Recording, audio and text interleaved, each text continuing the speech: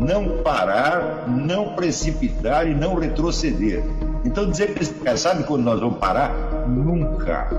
Nunca na sua porca vida. Né?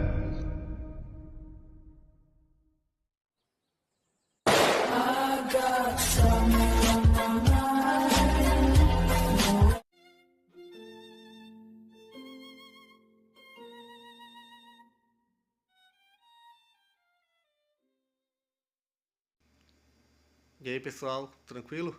Então vem aqui antes do vídeo começar, pedir para vocês se inscreverem, quem não for inscrito, compartilhar, curtir, comentar. Quem puder seja membro do canal, que isso ajuda bastante. Tem também o link do Apoia-se. Quem puder ajudar nosso canal e apoiar financeiramente vai ser muito bem-vindo. Mas o mais importante é transmitir o conteúdo e os conhecimentos do professor Olavo de Carvalho para mais e mais brasileiros. Então compartilhe e ajude aí nossa causa. Muito obrigado a todos os membros, apoiadores do canal. Fico muito feliz. Tenho certeza que a gente está no caminho certo. Então fiquem com o vídeo e até mais. Valeu! A existência do eu substantivo é uma coisa absolutamente inegável e, embora nós só possamos obter dela uma prova indireta e por negação, quer dizer, nós mostramos a impossibilidade de que ele não exista. Tá certo? Ou seja, você tem que ser algo para você poder ter determinadas propriedades. Aqui não existe, não tem propriedades. E essas três propriedades que eu estou mencionando aqui, o eu histórico, o eu executivo e o eu social, seriam absolutamente inviáveis se você não existisse como um eu desde muito antes. Ao longo da história, a filosofia, os filósofos tentaram muitas vezes discutir este problema, porém tomando como ponto de partida ou o pensamento ou as sensações e procurando ver se por trás dessas funções e desses estados existiria algo de substantivo. Por exemplo, são clássicas as objeções de David Hume. Né? David Hume diz que quando eu tenho sensações, por exemplo, né, a existência das sensações é manifesta, você sente as sensações. Ele diz, mas eu não tenho nenhuma prova de que por trás delas existe um eu que esteja sentindo isso. Quer dizer, eu percebo somente as sensações. Mas não sei se vocês percebem que esta frase é autocontraditória.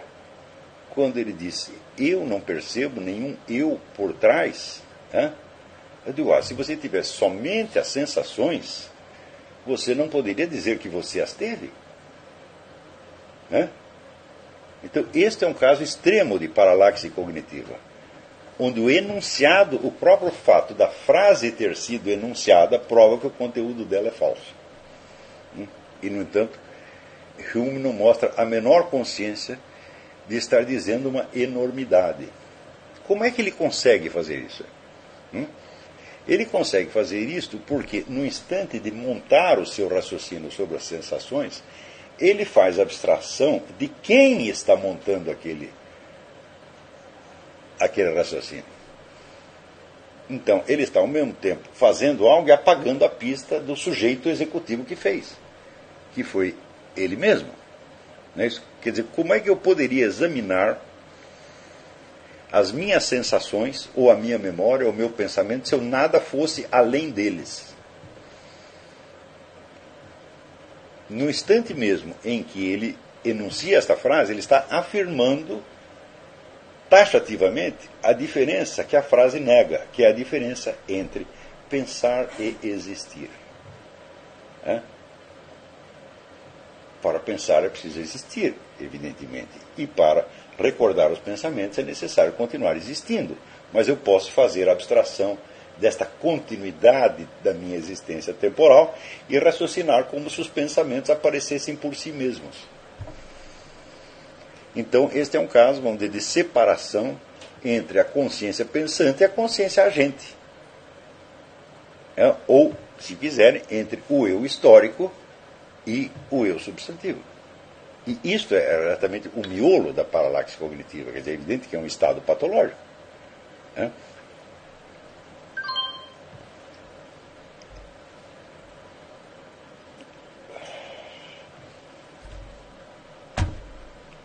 Então, mais tarde, houve psicólogos e antropólogos que tentaram explicar, vamos dizer, a existência do nosso eu, vamos dizer, como fruto, vamos dizer, do treinamento recebido pela sociedade. Quer dizer, a sociedade, entre aspas, que eu não sei o que seja, porque é um elemento, evidentemente a existência da sociedade ou da estrutura social não é um elemento intuitivo, é um elemento que eu tenho que captar através de construções intelectuais muito complexas.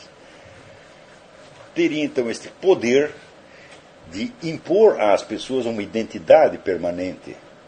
Eu digo, mas como eu posso impor uma identidade permanente a quem não tenha nenhuma? Como é que o sujeito vai saber que a identidade dele é dele?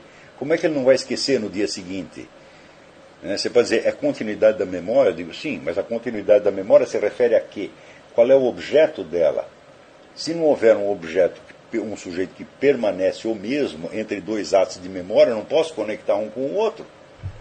Portanto, para onde quer que nós nos voltemos, a existência do eu substantivo, por baixo do eu histórico, do eu social e do eu executivo, continua uma realidade patente. No entanto, o eu substantivo, ele pode ser reconhecido como existente, mas ele não pode ser pensado. Tão logo ele é objeto de pensamento, ele se torna objeto de pensamento, ele se torna eu histórico. E, portanto, ele passa a existir só como pensamento. Mas enquanto você está fazendo isso com o seu eu substantivo, ele continua existindo por baixo disso. Então, o eu substantivo não pode ser pensado, mas, curiosamente, ele pode ser conhecido. E você o conhece, senão você não poderia pensá-lo. Então, aí torna-se necessário reconhecer a existência de um modo de conhecimento que não é pensado. E é o que eu chamo conhecimento por presença. É assumir a presença.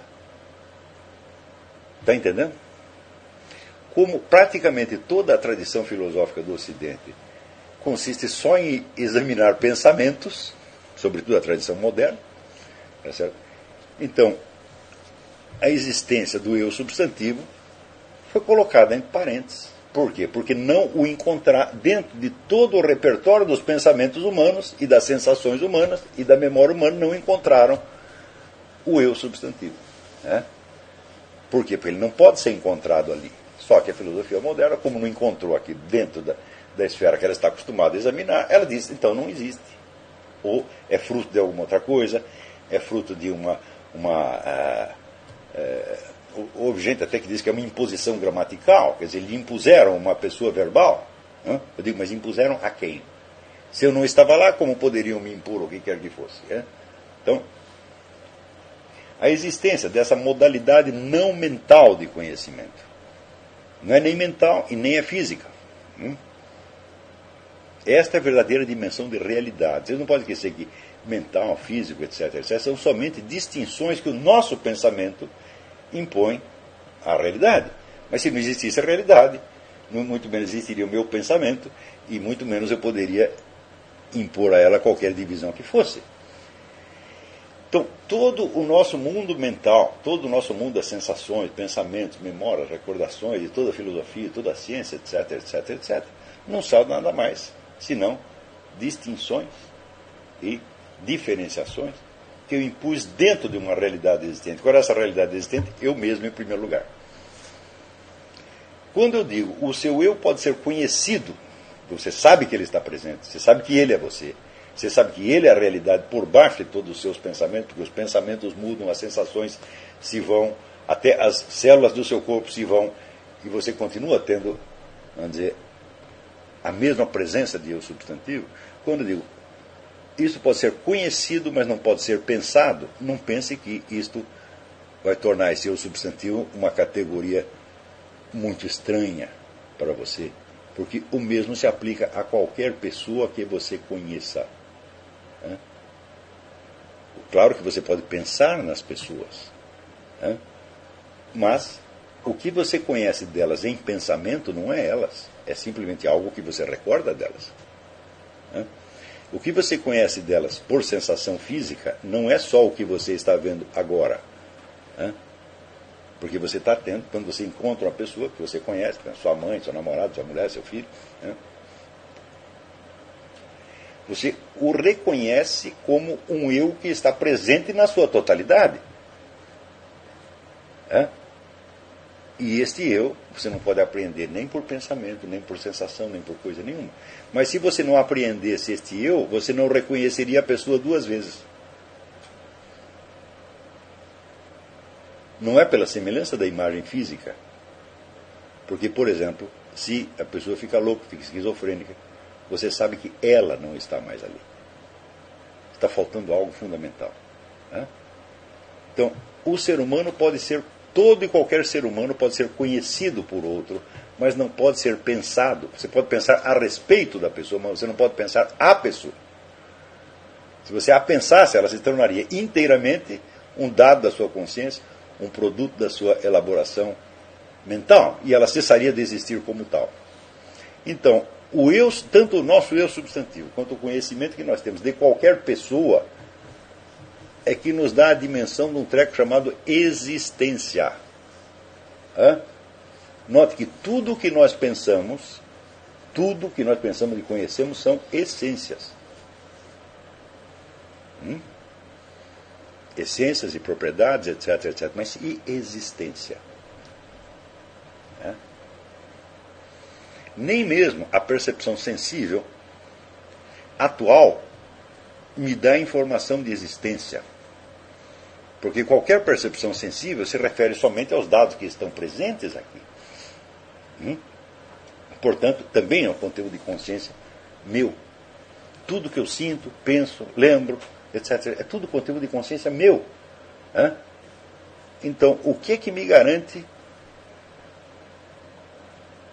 que tudo isto existe efetivamente e não é apenas um pensamento meu? É porque eu também existo para mim mesmo como algo que é mentalmente inacessível, e eu sei disto. Vocês estão acompanhando? Quer dizer, o conhecimento de existência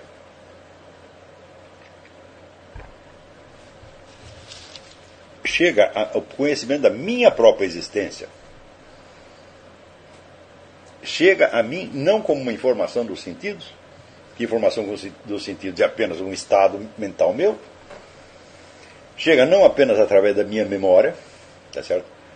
Mas chega através dessa modalidade não mental de conhecimento, que é o conhecimento por presença, que está subentendido por baixo de todo o conhecimento por pensamento, por memória, etc, etc, etc. Essa dimensão de existência, ela foi tão esquecida ao longo da filosofia moderna, que no século XX houve uma reação chamada existencialismo, tá certo? Que diz que a existência é tudo, mas daí tiraram conclusões erradas também. Quer dizer, o que eu estou falando não é existencialismo, é outra coisa completamente diferente. Mas o existencialismo pode ser todo ele explicado como uma reação tardia e inapropriada ao esquecimento da dimensão existência. Quer dizer que durante séculos a filosofia só não fez nada senão examinar pensamentos humanos, fazendo abstração da existência ao ponto de declarar como Hume que ele próprio não existe, existe apenas as suas sensações, os seus pensamentos, etc, etc. Tá certo? Então,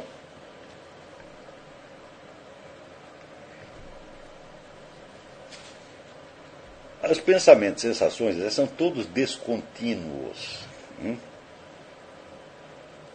E existência é uma coisa que é contínua no tempo.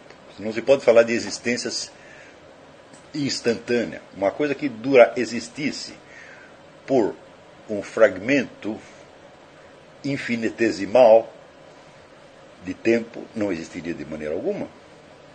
Quer dizer, existência é persistência no tempo. Persistência absolutamente imutável. E é necessário que exista esse fundo imutável para que as mudanças possam ocorrer a algum sujeito. É este eu substantivo, é ali que você encontra a experiência de imortalidade. Ali você entende que este eu substantivo, a partir do instante que ele existe, ele não tem como ser suprimido. Por quê? Porque ele está por baixo de todas as mutações e está, inclusive, por baixo da suprema mutação, que é a morte. Tanto está que, nesses estados de morte clínica, o eu substantivo permanece. Estão entendendo?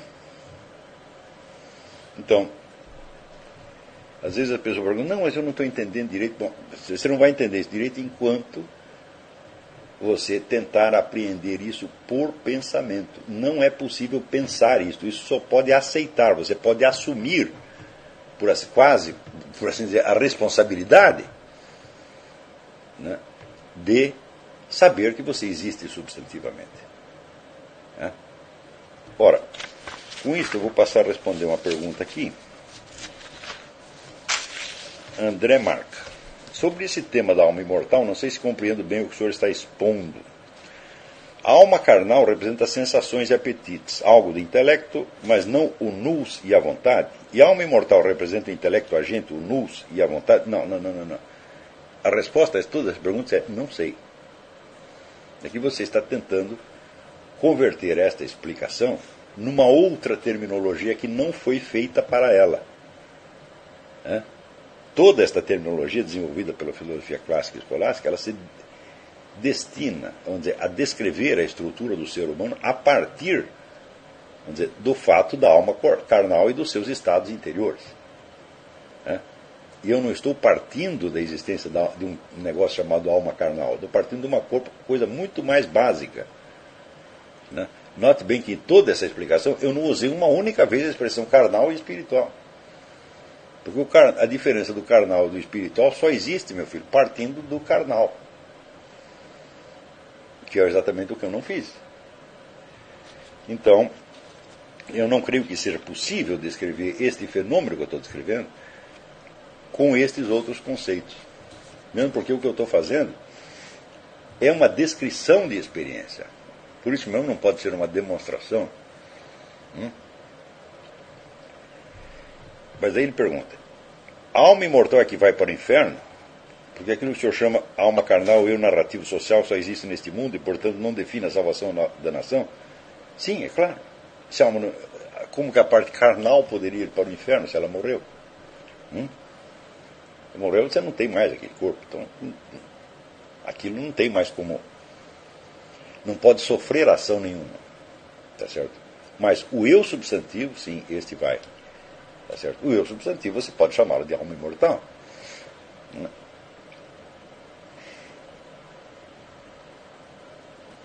Daí ele pergunta, a alma carnal também não faz escolhas, porque ela não tem vontade, ela apenas segue as paixões e os apetites. Eu digo, você precisa ver que a alma carnal não existe. A alma carnal é um aspecto do seu eu substantivo. É um aspecto que vigora durante a sua vida biológica. Ela não é uma outra coisa, ela não é uma outra pessoa, ela não é um outro ente. Ela é apenas uma função. Agora, Deus, por mais onipotente que seja, ele não poderia punir uma função, ele tem que punir um sujeito. E o único sujeito que existe é o eu substantivo. Então, somente este pode ser, vamos dizer, para raciocinar teologicamente, objeto de salvação ou danação. Então, para aqueles, vamos dizer, que têm uma perspectiva religiosa, então, você pode tirar o cavalo da chuva. É o seu eu substantivo que pode ser, vamos dizer, sofrer a salvação da nação. O outro não pode sofrer de maneira alguma. Agora, o outro, ele só é uma função temporária. Então, também precisa ver que todos nós, existe um ditado russo que diz, um só idiota é capaz de fazer mais perguntas do que 60 sábios poderiam resolver. Tá certo? Responder. Então, isso acontece dentro de nós. A parte nossa que faz perguntas é a parte que tem angústia, que tem medo e que deseja segurança. Não a parte que deseja efetivamente conhecer. A origem das nossas perguntas nem sempre é uma curiosidade cognitiva efetiva. Em geral, é apenas a busca de um alívio para a angústia, para medo. E neste estado, esse estado não é o mais apropriado para a busca de conhecimento. Embora Aristóteles diga que o conhecimento começa com o espanto, Eu digo, bom, mas se o espanto não passar, você não vai conseguir conhecer nada. Quer dizer, ele nasce de uma meditação retroativa sobre algo que o espantou, mas se continuar espantando, você vai ficar assustado demais para você poder examinar a realidade como ela é. Então, aos poucos é necessário que a nossa máquina de perguntar se cale e entre em ação a máquina de admitir a verdade. A verdade não é conhecida. Kant dizia, nós temos que interrogar a natureza, interrogar o objeto como um policial interroga a testemunha. Eu digo, assim você não vai conhecer nada, porque você vai obter dele as respostas que você quer. Você vai forçar o bicho a falar. Você chega lá, enche o prisioneiro de porrada, né? É aquele negócio do policial brasileiro no concurso de polícia que venceu porque soltava um coelho e tinha que achar o coelho mais rapidamente. Então, né, a polícia americana achou em 20 minutos, a inglesa achou em 10 minutos, etc, etc. Mas o brasileiro achou 2 minutos. Abriu uma caixa, tinha lá um porco-espinho, aterrorizado, e o porco-espinho dizia, eu confesso, eu sou o coelho, eu sou o coelho. Então, o método do Kant resulta nisso, você obriga o coelho, aterroriza o porco-espinho e ele diz que ele é um coelho. Então, agora, às vezes é um negócio perguntar quem que você é, o que você é, e esperar que o objeto diga, seja o objeto humano ou seja qualquer outro objeto. Então, é isso que eu chamei a contemplação amorosa, quer dizer, você não encarar o objeto como quem o interroga, assim como um polícia, mas como quem quer ouvi-lo. Quem tem, vamos dizer, amor pela existência daquele objeto, quer que ele seja ele mesmo e quer que ele se declare. Tá certo? Então, é por este método que eu estou obtendo estas coisas. Não é espremendo e perguntando. É esperando que a realidade fale por si. Então, isso eu chamo o método da confissão ou o método da admissão. Então, é evidente que se nós queremos imediatamente uma resposta a todas as questões teológicas que podem surgir a partir daí, nós vamos ficar numa confusão dos diabos. Não se trata disso. Talvez dessas perguntas tenham resposta, mas não já. Porque quem diz que essas perguntas são adequadas ao objeto? É necessário esperar que ele diga. Nós estamos aqui reconhecendo um fato e não proclamando uma doutrina. Para passar do reconhecimento do fato a uma doutrina, especificamente uma doutrina teológica, e os passos são muitos e bastante complicados. Porém, algumas coisas são bastante óbvias, como, por exemplo, somente o eu substantivo, ou alma imortal, pode ir para o céu. Se existe um céu e um inferno, somente ele pode ir para lá. Não é isso? Segundo, a alma carnal não existe enquanto tal. Existe somente como uma função temporária do próprio eu substantivo. Senão, nós voltaríamos de novo ao vício linguístico do dentro do corpo e fora do corpo. Não é isso? Quer dizer, o corpo é uma função, ele está colocado dentro do eu substantivo. E é uma função temporária. Tá certo? Então, só pode ser entendido como tal. Ele não é a sede onde acontece nada. Quer dizer, esses experimentos de morte clínica, eles mostram isso da maneira mais patente. Por quê? Porque o que o sujeito apreende nesse momento é incrível, são sensações físicas. O sujeito vê, ele enxerga coisas, pessoas, lugares, que existem e que estão sendo observados no mesmo instante por outras pessoas que estão vivas e acordadas. Ou seja, não é um estado mental dele. Como pode haver estado mental sem atividade cerebral? Tudo que é mental é cerebral, meu filho. Então, isso aqui não é mental, isso é existencial. E por isso mesmo, só acontece no estado de parada da atividade cerebral. Então, não é um estado mental. Agora, nós estamos tão habituados a olhar tudo pelo lado mental que nós voltamos a colocar a questão nesses termos, uma vez, duas vezes, 1000 vezes, e 1000 vezes o objeto vai me dizer, não é assim, meu filho. Você conhecer o seu eu substantivo mentalmente ou a sua alma imortal mentalmente, é tão impossível quanto conhecer uma pessoa mentalmente. Hã? Se você reduz uma pessoa a um conteúdo da sua consciência, o que você está conhecendo não é ela, é um pensamento que você teve a respeito dela. Ora, na vida diária nós temos essa experiência 1000 vezes. A diferença de pensar numa pessoa e encontrá-la.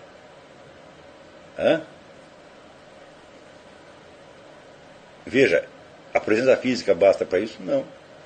A pessoa pode estar na sua frente, tá certo? E você não tem consciência dela como pessoa. Mas às vezes você tem. Então você entende que ela é um centro executivo, agente, que ela é um eu substantivo separado do seu, distinto do seu. E que ela usa a palavra eu com o mesmo direito que você usa. Ou seja, ela está investida de existência real. É só assim que você conhece o ser humano. O resto você pode conhecer estados dela, tal como você os recorda, pensamentos, circuitos mentais dela, mas isso não é ela. O conjunto que você pensa sobre uma pessoa, vamos dizer, é um grão de areia no oceano comparado com a pessoa real.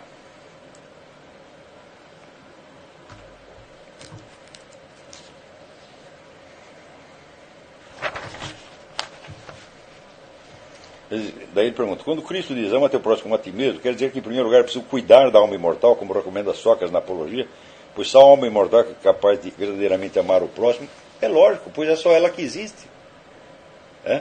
A alma carnal, estou falando, é só uma função. Uma função não existe em si. Ela existe como ação praticada por um sujeito, então só o sujeito efetivamente existente é capaz de ter amor ao próximo.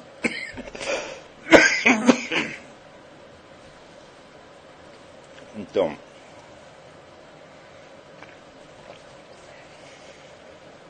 vamos fazer aqui uma pausa. Então, pausa.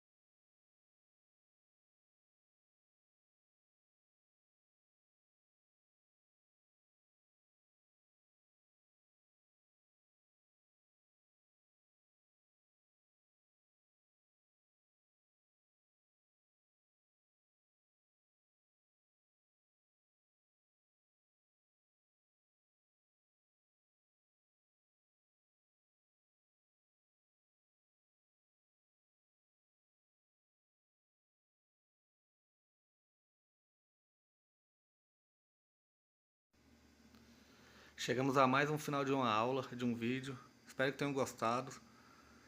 Quem não se inscreveu ainda, se inscreva, compartilhe, comente. Ajude nosso canal, apoie, seja membro. E ajude nosso canal a chegar a cada dia a mais brasileiros que precisam muito do conhecimento do professor Olavo de Carvalho. Então é isso aí, fique com Deus, até o próximo. Valeu! Então é isso aí, pessoal. Que é o nosso canal. Que são alguns livros que eu já li.